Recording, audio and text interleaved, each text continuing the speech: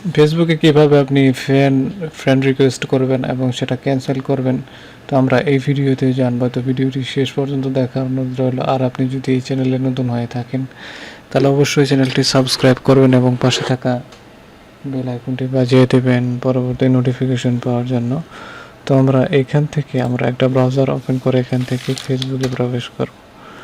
তো এখান থেকে ফেসবুকে প্রবেশ করছে। তো একটু নেটটা স্লো কিছুক্ষণের মধ্যে। তো আমরা এখান থেকে ফেসবুকে প্রবেশ করব।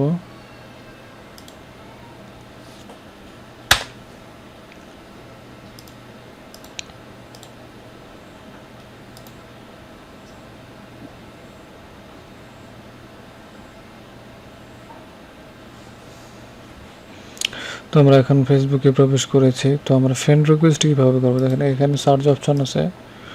তো লোড নিচ্ছে, একটু লোড নিয়ে এখানে আমরা ক্লিক করলাম।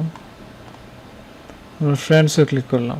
ফ্রেন্ডসের থেকে আমরা এখানে আমরা সার্চ করব।